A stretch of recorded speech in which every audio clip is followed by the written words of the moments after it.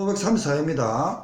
그 유통론, 농수산물 유통론, 유통론 125페이지입니다. 유통 문제입니다.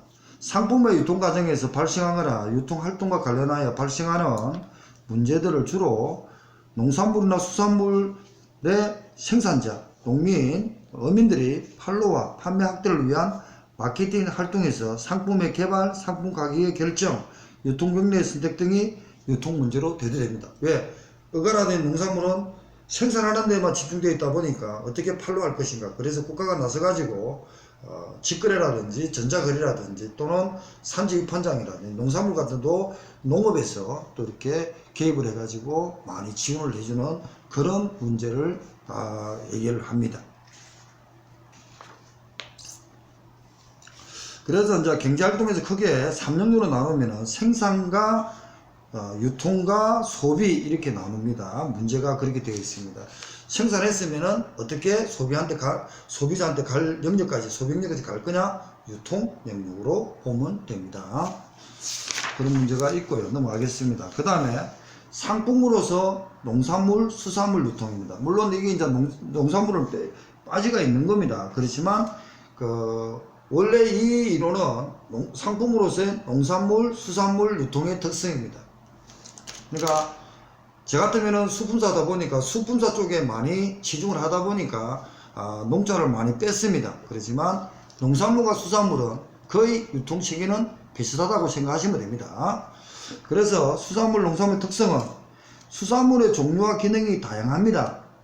그리고 나서 이 수산물이나 농산물의 국외화 군지화가 어렵습니다. 그래서 국가에서 농림축산부 장관이나 해수부 장관이 국외화를 포준 국외를 지금 권고하고 있습니다. 법에서. 그래서 농산물이나 수산물에 대해서는 이 수산물도 시기별로 잡지만 농산물도 시기별로 놓을 거 아닙니까? 그런데 소비는요 분산되어 있죠. 이걸 지금 어떻게 할 거냐, 이런 특성들이 있습니다. 그래서 쌀을 가을에 생산하잖아요. 이모작을 하면 가을에 생산하잖아요. 그럼 가을에 쌀이 많이 나왔다 해서 군인들이 쌀을 많이 소비하느냐? 아니다는 거죠. 1년 내도록 분산되어 있다. 그런 유통의 문제가 생깁니다. 그러면은 초기에 쌀이 나왔을 때는 그 쌀이 질이 쫀득쫀득하지만 시간이 지나면은 수분이라든지 이런 것이 상실되어 가지고 상품성이 떨어지겠죠. 그러면 가격의 변동, 이런 문제들이 상식선에서 보시면 되겠습니다. 그 다음에 2장 농수산물 유통구조입니다. 그러면은 우리는 여기는 수산물 위주로 했지만 농산물하고 똑같다고 얘기했습니다. 농수산물 유통구조입니다. 그러면 이제 농산물 유통구조는 우리 수산물하고 농산물의 차이는 겁니다. 수산물은 바다, 물에서 녹아버리면은 일단 수산물은 죽습니다. 근데 농산물은 땅에서 벗어나더라도 일정한 기간 동안에 자가 호흡이 가능합니다. 그 차이입니다. 그 차이를 보시고 농수산물의 유통기구는 농수산물의 생산자로부터 소비자에게 유통되는 데 필요한 여러가지 유통기능을 현실적으로 담당 수행하기 위해 상호 관련하여 활동하는 전체 시스템 조직을 유통기구라고 합니다. 그래서 유통기구의 구성은 유통기간이 있습니다. 유통활동 주체로 중간상이 대표적입니다. 그렇죠. 유통하는 거 중간상인이죠. 생산자, 소비자 사이의 중간상인이죠. 그래서 기존에 6, 7단계입니다. 그래서 농수산물에, 그러니까 수산물 앞에 농사를 다 붙입니다. 농수산물의 유통기구의 분류는 유통단계를 벌입니다. 그러니까 수집과 중개와 분산단계, 이런 식으로 나눌 겁니다. 수집은요, 농가 가서 어가에 가갖고 수집해 옵니다. 산지 수집상, 그러니까 산지 출하인, 산지 유통인, 이렇게 말 쓰죠. 산지 유통에는 수집해서 도매시장에 출하한다 그랬습니다. 그게 수집 단계입니다. 지역 수협이라든지 산지 수집상, 정기시장, 이런 걸 얘기하고요. 중간 단계입니다. 중간 단계는 산지 유통인이 도매시장 갖다 줍니다. 중개, 도매시장, 수협의 공판장, 산지 공판장이죠. 위판장, 유사도매시장, 농수산법 64조 유사도매시장, 이런 개통출하, 비개통출하들을 중개 단계라고 합니다. 자, 분산입니다. 분산은요, 소매기구인데 소매시장의 구분, 슈퍼, 전문점, 편의점, 백화점, 마트입니다. 그러면은 그러니까 수집과 중간, 그 다음에 분산, 분산에서는 소비자한테 도어 투 도어까지 갔다는 얘기입니다. 그러면은 그 고객이 물건을 사서 바로 요리해서 먹을 수 있는 단계가 분산 단계라고 얘기합니다. 자, 이거는 그 농수산물 유통 논회 또는 경영학 교수들이 얘기하는 겁니다. 수집과 중개를 도매 단계로 합니다. 그 다음에 분산 단계, 그리고 유통 단계별 구분을 합니다. 자, 수집기구의 유행입니다. 수집기구란 것은 소량 분산적으로 여러 산지, 그러니까 어가에 가가지고 모아합니다. 모아서 대량화 시켜가지고 납품하는 거죠. 납품한다는 것은 농수산법에서는 그 출하라 한다 그랬습니다. 그러니까 산지 유통인 개념으로 보시면 되겠습니다. 왜냐면은 이 그 유통인 산지 유통인은 개설자에 등록한다 그랬죠. 문제는 앞에 지금 앞에 바로 그 농수산법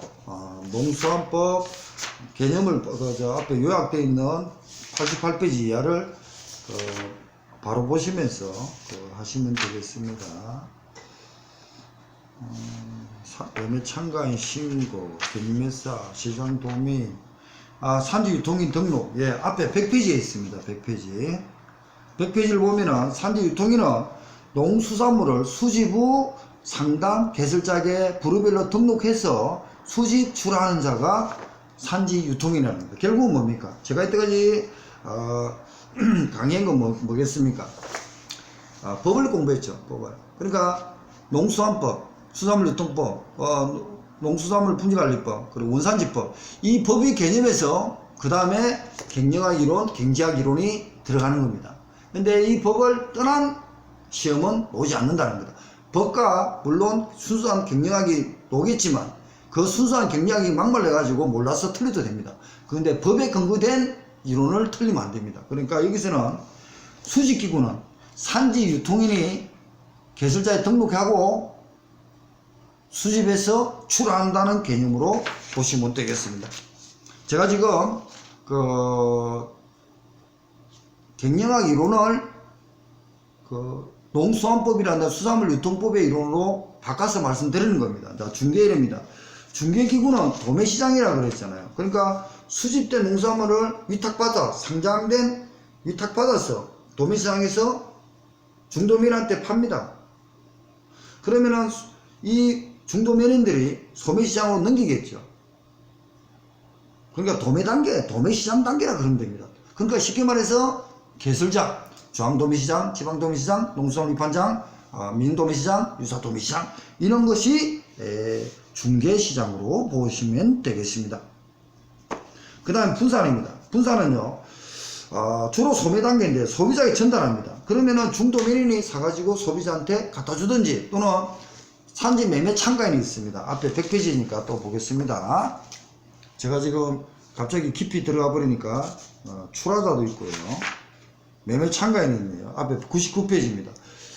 개설자에게 신고를 하고요. 99페이지에 중도민 아닌 자인데 상장된 농수산물을 직접 매수합니다. 매수해가지고 즉 가공업자, 소매업자, 수출업자, 소비자 단체 등 농수산물의 수요자를 말하지만 최종 소비자는 아닙니다. 이 그 매매 참가인들이 신고를 해가지고 매수를 합니다. 도매시장에서. 중도민이란 또 중개해주는 사람이죠. 중개해주는 입장이지만 그 직접 실수요자입니다.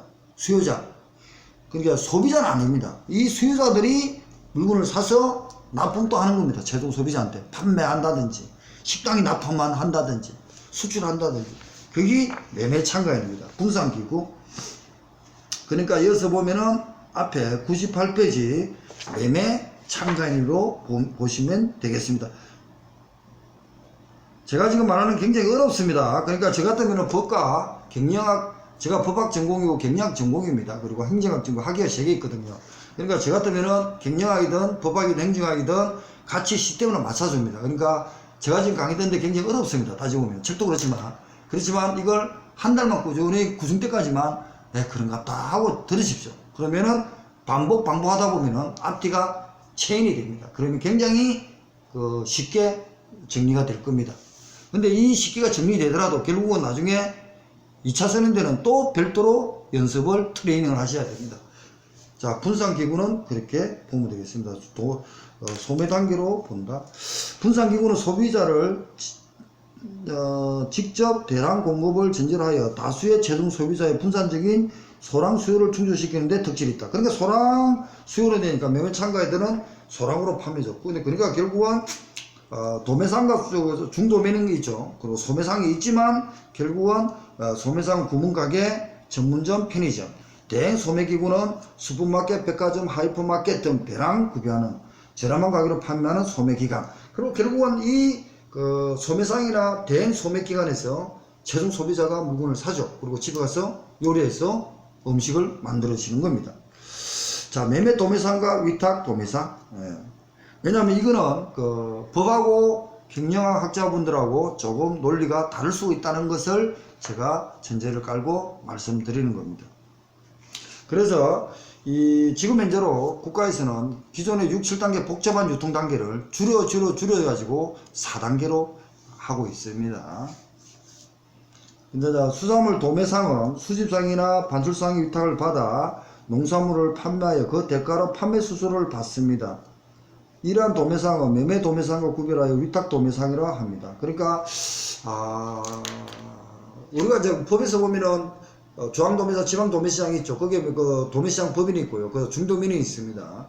그럼 중도민이 중개가 물건을 또 사죠. 사면 또 넘겨주죠. 이런 식으로 보는 게 수탁이냐 위탁이냐. 그러니까 도매시장 농수산법에는 수탁의 원칙이다. 수탁의 예다. 이런 말이 들어갑니다. 그러니까 생산자 출하해 가지고 산지 유통인은 수집해서 출하할 때는 출하하는 사람 입장에서는 위탁이죠. 그러니까 도매시장 입장에는 수탁이죠. 그래서 수탁 원칙, 수탁 거부, 이런 특례 이런 얘기를 합니다. 그리고 주체에 따라서 위탁이냐 수탁이냐 이런 용어를 교수들은 적절하게 법하고 맞춰서 씁니다. 근데 우리는 그걸 논리를 조금 더 생각을 해보셔야 됩니다. 너무 베이스를 깔다 보니까 제가 진도를 못 나가고 있습니다. 그 다음에 일단 1534회는 일단 끊고요. 지금 너무 말이 길어가지고 129페이지는 다시 하겠습니다. 1535회입니다. 유통법 129페이지입니다. 유통기구입니다. 이제 유통기구인데 유통기구하고 이쪽에는 중요한 파트입니다. 왜냐하면 주요 농수산물, 이제 수산물 쪽으로 포인트를 많이 잡았지만 나중에 이제 농산물은 더 보완하겠습니다. 수산물에 보면 우리가 기출문제를 보니까 선어, 할어, 선어, 냉동, 냉장 이런 식으로 있죠. 그런 걸 먼저 하면서 1535일을 하겠습니다. 그다음 농산물은 좀 더 제가 다시 보완을 할 거니까 하겠습니다. 그러니까 수산물은 농산물 거의 같다고 보시면 됩니다. 그럼 원리 하나만 좀 바뀌어서 그렇지 나중에 이 경매사 기출문제가 뒤에 다 있거든요. 그러면은 그때 제가 설명해 드릴 테니까 유통로는 조금만 이렇게 머리를 돌리시면 굉장히 빠르게 일상생활하고 접하는 게 많기 때문에 쉽게 접근할 수 있습니다. 일단 끝나고 다시 1535회를 129페이지를 하겠습니다.